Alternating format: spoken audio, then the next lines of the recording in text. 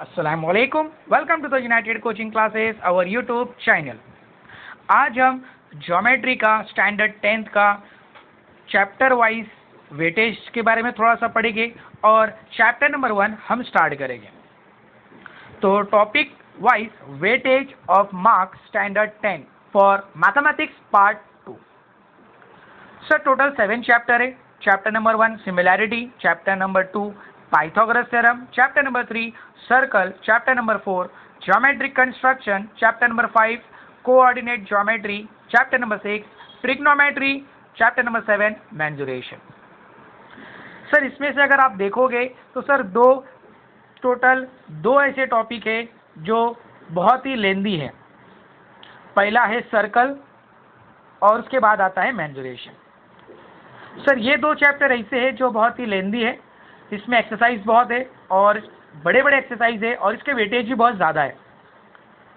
Circle का जो weightage है वो 12 मार्क्स का है और मेंसुरेशन का जो है वो 10 मार्क्स का है।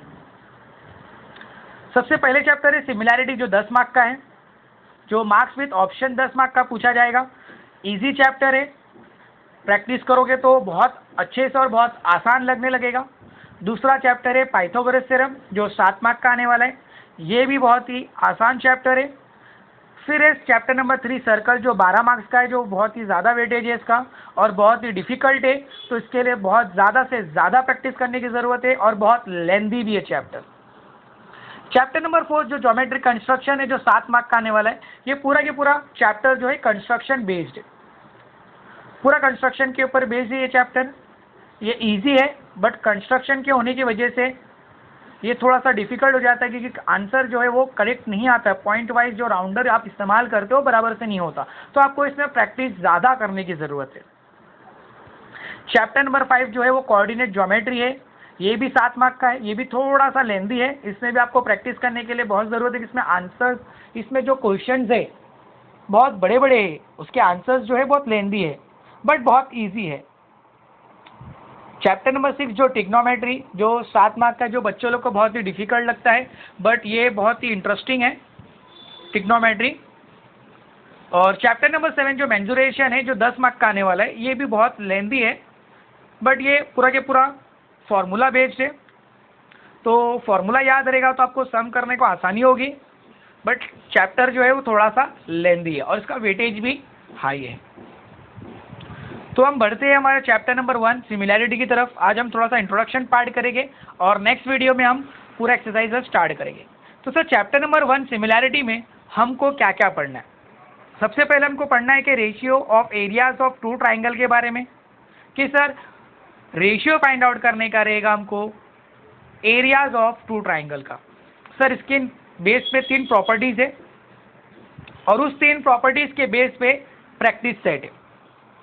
फिर उसके बाद है हमारा basic proportionality theorem, converse of basic proportionality theorem, test of similarity of triangle, property of an angle bisector of a triangle, properties of areas of similar triangle, the ratio of the intercept made on the transversals by 3 parallel line. Total 1 2 3 4 5 6 7। Sir ये 7 चीज़ के ऊपर based है पूरा के पूरा chapter similarity. Sir जैसे कि मैंने अभी पहला पढ़ा था जो ratio of areas of two triangles है, इसके अंदर 3 प्रॉपर्टीज है और उस 3 प्रॉपर्टीज के ऊपर पूरा के पूरा एक्सरसाइज नंबर 1.1 बेस्ड है।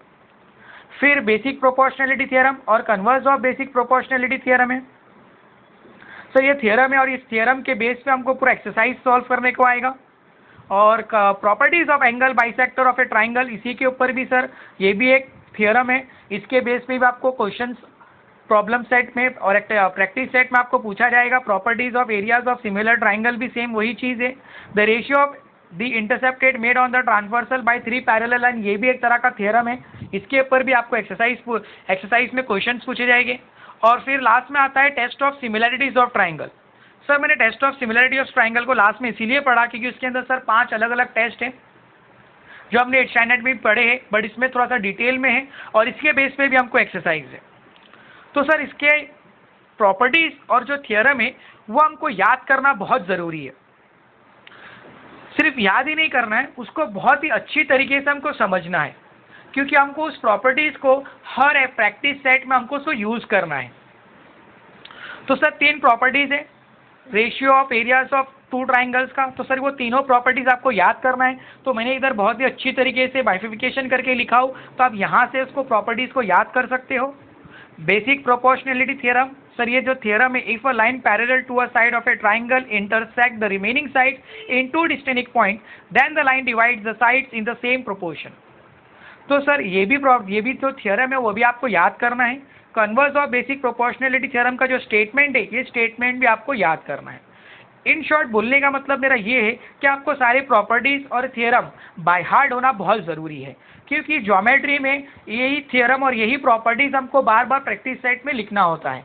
अगर हमको इन डिटेल में इसको समझ में नहीं आएगा तो हमको ये नहीं समझेगा कि सर हमको कौन से क्वेश्चन में और कहाँ पर हमको इसको इस्तेमाल करना है, कहाँ पर हमको इसको यूज़ करना है, यूटिलाइज करना है। तो ये one of the simplest chapter है। अगर आपको बहुत अच्छे तरीके से समझ में आ गया है आएगा तो सर याद करना बहुत ज़रूरी है, लेकिन समझ के याद करना है, सिर्फ रट्टा नहीं मारना है। आगे भी है properties of an angle bisector of a triangle. The bisector of an angle of a triangle divide the side opposite to angle in the ratio of the remaining side. तो सर इसको भी आप अच्छी तरीके से समझना और याद करना है। Properties of 3 parallel and their transversals and theorem of areas of similar triangle और test of similarities of triangle. तो सर हम हर एक के बारे में इन डिटेल में हम प्रैक्टिस सेट स्टार्ट करने से पहले हर एक थ्योरम को हम डिटेल में समझेंगे, लेकिन हमको ये सारे स्टेटमेंट याद होना बहुत ज़रूरी है। स्टेटमेंट भी, प्रॉपर्टीज भी और थ्योरम भी। तो सर ये हमारा वेटेज था ज्योमेट्री में chapter wise. Total marks with option जो है 60 मार्क का पूछा जाएगा। तो इसमें से जो बहुत ही इजी चैप्टर्स है वो हमको आने चाहिए, जैसे कि चैप्टर नंबर 1, चैप्टर नंबर 2 बहुत ही इजी है मेरे हिसाब से। ट्रिग्नोमेट्री और मेंसुरेशन भी बहुत ही इजी है, बच्चों लोग को थोड़ा सा डिफिकल्ट लगता है but it is a interesting chapter. एक बार समझ में आ गया, ट्रिक समझ में आ गया तो आप उसको यूटिलाइज कर सकते हो ट्रिग्नोमेट्री में। आई होप आपको ये वीडियो बहुत ही पसंद आया होगा, तो सब्सक्राइब करने को मत भूलिएगा और अपने दोस्तों के साथ शेयर करने को मत भूलिएगा और उनको बोलिएगा लाइक करने को और उनको भी कहिएगा सब्सक्राइब करने के लिए। जज़ाकल्लाह, बहुत बहुत शुक्रिया।